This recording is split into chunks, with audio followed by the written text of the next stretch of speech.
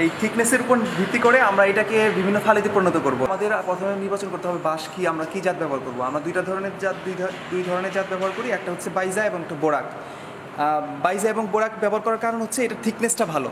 Thickness বলতে এখানে যে পুরুত্ব, এটা পুরুত্বটা অনেক বেশি। আর অন্যান্য বাঁশের ক্ষেত্রে দেখা যায় যে বাঁশের পুরুত্বটা কম। তো এই বাইজা এবং বোরাক নিয়ে আসার পর আমরা এখানে এনে এটাকে নির্দিষ্ট একটা সাইজ, আমরা যেমন 7 ফিট করে কাটবো। 7 ফিট দৈর্ঘ্যে কাটার পর আমরা এই ব্যাম্বু স্প্লিটার মেশিনে এটাকে স্প্লিটিং করব, মানে বিভিন্ন ফালিতে পরিণত করব। এখানে যখন আমরা এটাকে দিয়ে দিব, পিছন থেকে এটা প্রেশার দিয়ে এটাকে এখানে বিভিন্ন ফালিতে পরিণত করব। এখন এই ফালিটাকে আমার 4টা সাইড প্ল্যান করতে হবে। 4 সাইড প্ল্যানার মেশিনে নিয়ে আমার 4 পাশ প্ল্যান করার জন্য, যেমন আমার এখানে গিট আছে, এই গিটগুলো কাটতে হবে।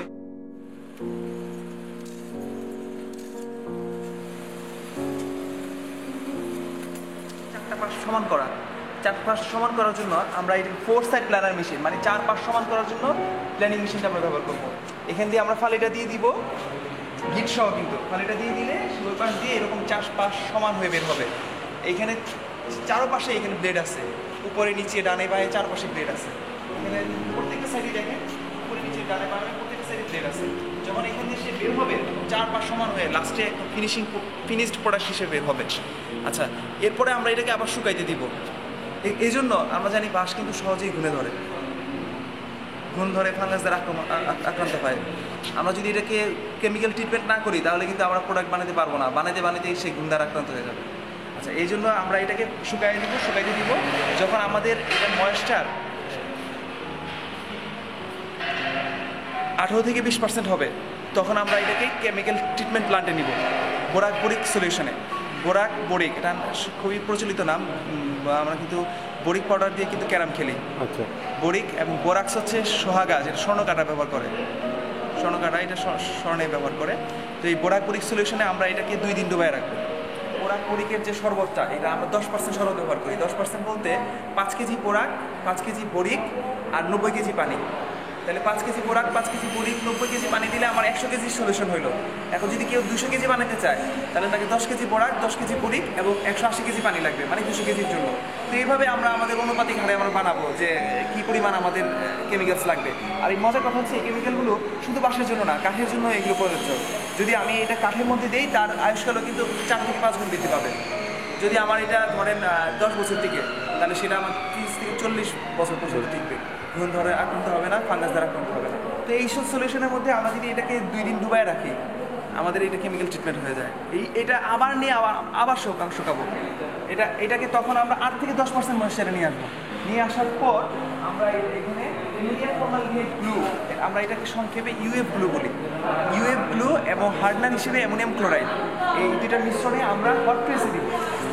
আঠা আর হার্ডনার মিক্স করে এখানে আঠাটা আমরা আমাদের গ্লু স্প্রে মেশিন আছে, স্প্রে মেশিনের মাধ্যমে অথবা হাতে এইভাবে আঠাটা যদি আমরা লাগিয়ে দিয়ে এরকম স্ট্রিপগুলো যদি আমরা কাঠের বাঁশের যে স্ট্রিপগুলো আছে, এই স্ট্রিপগুলো যদি সাজিয়ে হট প্রেস মেশিনে 5 মিনিট হিট দেই, তাহলে আমাদের এরকম প্যানেল তৈরি হবে, একটা শীট তৈরি হবে, এরকম একটা শীট তৈরি হবে, একটা শীট। তারপরে আমরা যদি আবার আরেকটা শীটকে, এরকম কয়েকটা শীটকে যদি আমরা পাশাপাশি নিয়ে উপর থেকে চাপ দেই, তখন আমাদের প্যানেল বোর্ড তৈরি হচ্ছে। ঠিক এই হট প্রেসেই কিন্তু আমরা এই কাজটা করতেছি। 5 মিনিটে আমাদের হয়ে যাচ্ছে। যদি আমরা কোল্ড প্রেস ব্যবহার করি, তাহলে কিন্তু আমাদের অনেক সময় লেগে যাবে, 1 দিন লেগে যাবে। সেটা আমাদের এখানে 5 মিনিটেই হয়ে যাচ্ছে হট প্রেসে। আচ্ছা, এখন কিন্তু এটা একটা কাঠের তক্তার মতো হয়ে গেছে। তারপর এটা দিয়ে আমরা আমাদের সুবিধা মতো ফার্নিচার বানাতে পারি। এটা হচ্ছে পুরোপুরি বাঁশের পার্টিকেল বোর্ড।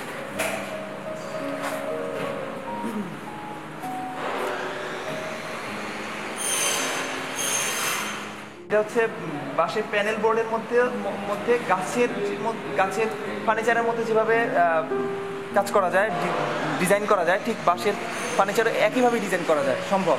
খেয়াল করে দেখেন, এটা কিন্তু বাঁশের প্যানেল বোর্ডের মধ্যে করা, বাঁশের প্যানেল বোর্ডের মধ্যে এই ডিজাইনগুলো করা সবগুলো।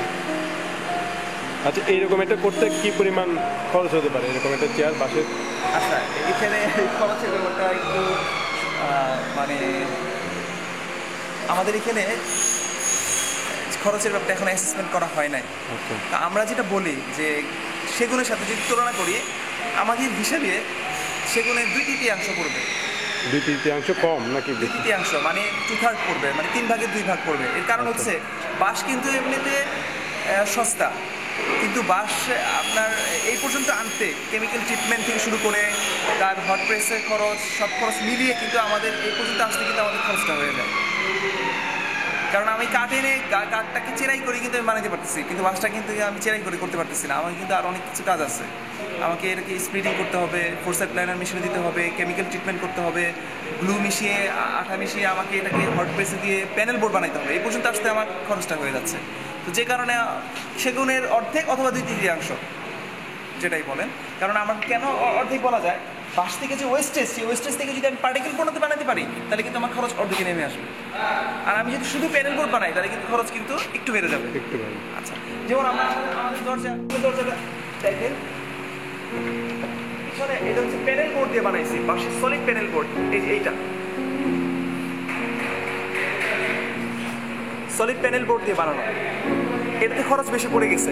এর পরের বছর আমরা এটা কি করছি, খরচ কমানোর জন্য particle board plus panel board, চারপাশে দেখেন প্যানেল বোর্ড, পাশে প্যানেল বোর্ড এবং মাঝখানে পার্টিকেল বোর্ড দেওয়া।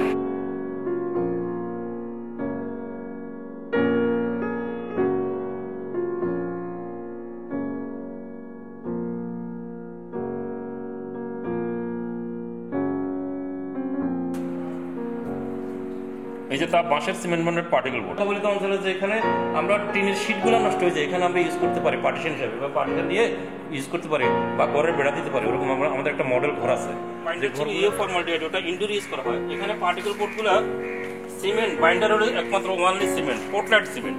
এই পোর্টল্যান্ড সিমেন্ট দিয়ে কাঠের কুচি অথবা বাঁশের কুচির সাথে সংমিশ্রণ করে চাপ দিয়ে পার্টিকেল বোর্ডগুলো তৈরি করা হয়। এখানে 70% সিমেন্ট ইউজ করা হয় এবং বাকি 30% কাঠের কুচি অথবা বাঁশের কুচি ইউজ করা হয়। এই পার্টিকেল বোর্ডগুলো সাধারণত আউটডোর ইউজ, অর্থাৎ বন্যা কবলিত অঞ্চল বা বৃষ্টির পানিতে ইউজ করা হয়, যেখানে নষ্ট হয় না এটা। এবং এটার আয়ুষ্কাল অনেক বেশি যায়। গুণ ধরে না পানিরোধী, শব্দ নিরোধক, অগ্নি নিরোধক এই পার্টিকেল বোর্ডগুলোর গুণাগুণ। এবং আমাদের বাংলাদেশের যে আর্দ্রতা আবহাওয়া, তার সাথে এটার আকৃতিগত কোনো গুণাগুণের পরিবর্তন হয় না। পরিবেশ বান্ধব এই পার্টিকেল বোর্ডগুলো।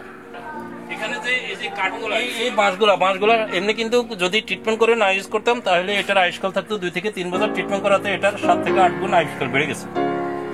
এখানে ট্রিটমেন্ট করার জন্য কিছু কেমিক্যাল আছে, সিসিবি, কপার, ক্রোমিয়াম, বোরিক, এই 3টা জিনিস দিয়ে ইউজ করা হয়। 10% সলিউশন। এগুলো চুবিয়ে রাখলে এটার ডিউরেবলটা। এই ঘরটা কত সালে তৈরি করছিলেন? 1981 সালে। এখনো কিছু হয়নি? এখনো না, মাঝে দিয়ে যে তারগুলা খেয়ে ফেলছিল, তারগুলা শুধু বানগুলা চেঞ্জ করে দিচ্ছে।